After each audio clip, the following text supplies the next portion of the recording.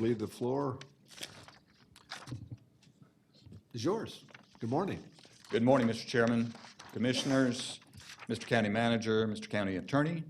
For the record, I'm Sam Hensley, Jr., attorney for the License Review Board and the Business License Division of Cobb County. I want to give a little background on why we're here today, and I'm going to abbreviate it because we're going to have a request from the attorney for the applicant here in just a minute. But we are here on an appeal of a denial of an application for a bottle house license for the Mableton Banquet Hall. Jeanette Cipriano, the licensee in this establishment, is located at 6114 Mableton Parkway, Mableton, Georgia 30126. As you probably know, a bottle house license allows an establishment to allow their guests to bring in their own alcohol and consume it on the premises under certain circumstances. So this application came before the License Review Board back in September. We had an initial issue of the validity of the appeal itself. There was some confusion with the applicant, and she had come forward asking for a continuance in order to consult with an attorney. There was some confusion as to whether the attorney, and it's not Mr. Moore, who is here today representing her, was in fact going to represent her in this matter, and came forward asking for a continuance. In the course of that testimony, it became apparent that she had not signed the appeal form and didn't know who had. It was her name on the appeal form and the signature line, but that she had not signed it.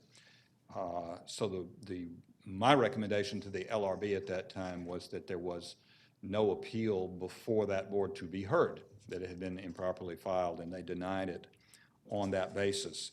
There were other violations that were noticed to the applicant that were going to be heard. There was a distance violation. The proposed establishment was within both 300 feet of the property line of some residences and also within 600 feet of a church, specifically the Same Like Faith Family Christian Center Church. I hope I'm saying that correctly. So those issues were going to need to be dealt with. There was also 2 prior violations in April of this year, one for operating a bottle house without a license and for storing alcohol on an unlicensed premises, which also gave rise to violations of 6-117.3 and 6 of our Cobb Alcohol Code, specifically that the applicant had violated a law within the previous 5 years relating to the operation of that business, and that they had demonstrated, or she had demonstrated, a lack of knowledge in regard to the county ordinances, federal and state laws regulating an alcohol license establishment. But we never got to those issues because of the issue of the appeal itself, the appeal form. Subsequent to that, the applicant did appeal that decision to this board, which brings us here today. And we just last night finished a transcript of that LRB hearing so that if there was an issue about what was conferred or transmitted to the LRB in regard to the creation of this appeal form, that we could deal with that at that time. So to be fair, I handed Mr. Moore a copy of that transcript before this meeting, but he has not had a chance to review that in case that becomes an issue. But in discussing that with the county attorney and with Mr. Moore, he's going to come forward and make a request, and then I can answer any questions the board may have in regard to that. But it's going to request a withdrawal of this appeal without prejudice, as Mr. Moore knows, and he's a very fine attorney with great experience in zoning and other related matters, so he knows how these things work. But because we have a noticed hearing and everybody has convened, that would need to be a vote by the board to allow that, if that's your pleasure. What that would do then, as Mr. Moore will explain, is allow them to basically start this process over, because I think there was some confusion in regard to how this needs to be handled. In addition to all of this, there's, as you know in your packets, there's written opposition from a number of people, primarily from the church. And I don't know if we have any members of that church in attendance today. There may have been some earlier, but I don't see anybody here to speak in regard to that. They do have the right to be heard at a hearing, but not if this withdrawal is allowed. But if they're not here, then the board can take that into consideration as well.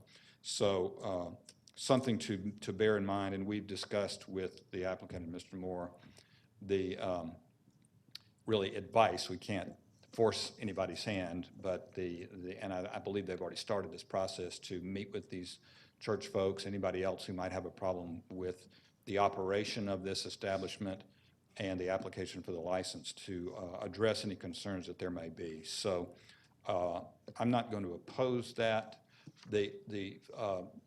Legally, what this means is if it's granted, if a withdrawal without prejudice is granted, that means the applicant can come forward to the Business License Division, start this process over again, and apply anew for a bottle house license. They'll have to go through the same process, but they will not have to wait the 12-month period that would be required if the application was denied or the withdrawal was with prejudice.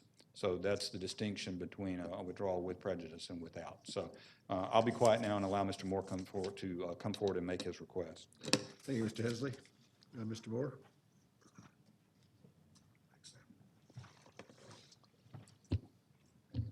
Good morning, Mr. Chairman and Commissioners. On behalf of the applicant in this appeal from the denial of the License Review Board, we do request the board approve allowing us to withdraw this application and appeal without prejudice. And just a few moments so that you can perhaps get some better context for that, because I know you don't normally see it in this fashion or think, well, why just do that when we have to maybe hear it again? A little bit of context. The Mapleton Banquet Hall has been in business for 18 years. It's been widely regarded and well supported in the community along Mapleton Parkway. Just this summer, the board approved the special land use permit for this use. What Ms. Cipriano has been going through with that has been that it was brought to her attention earlier this year that as an event hall, you needed to have a special land use permit, and you also needed to have proper alcohol licensing. The first step was, though, to get the special land use permit. That's part of this before she could even apply for the alcohol license. So once she came and we met about that, we started that process of doing the right things and getting the right approvals and going through the right public processes, which the first step was the special land use permit. Throughout that process, we received a great deal of support from the surrounding community. We had community meetings, and it was all very positive. And then she moved forward to submit her license for the alcohol license, which I was not a part of at that point in time. Once she came to me, I worked with Mr. Hensley to determine what the problems and issues were. She has now moved forward. We started to meet with the adjacent church neighbors to address their issues. But the technical problem with the underlying appeal and what had been done is the issue before you, and frankly, it's my opinion that it's one that the board most likely would uphold the License Review Board's decision to deny, which means she could not reapply for 12 months. And that would effectively be a death sentence to her 18-year-old business that she's invested her life in. And I would just hate to see that business come to an end that's well regarded on an underlying technical matter. Let us at least have that opportunity to go back and address the substantive merits that are there, which I think we can do. And then if it comes back to you in whatever form or fashion, at least you're making a decision based on substantive material issues and not being forced to rule on a technical issue that would effectively kill our business. And we'd hate to see that. So we're just asking for a little mercy this morning to start over. It doesn't harm or prejudice anybody in the community or the county. It only delays her ability to move forward, but it allows us to go back and have a do-over and at least have a proper application and appeal before the board. Thank you for your consideration. Okay, thank you, sir. And Mr. Hensley, I heard you support this request to withdraw without prejudice. Is that correct? We are prepared to move forward with the substantive case, but I do not oppose it. So Okay. I would certainly consent to it if that's the board's pleasure. So, Can we ask questions? sure, absolutely. Commissioner Burrows, a question, Mr. Hensley? It was stated that she's been in business for 18 years. Was that at another location? My understanding is it's in the same location. It's been there. Did she have an alcohol license? No, not until she applied this year. Oh. Well,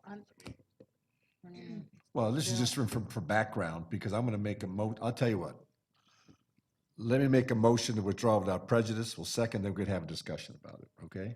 How's that? So I make a motion that we withdraw the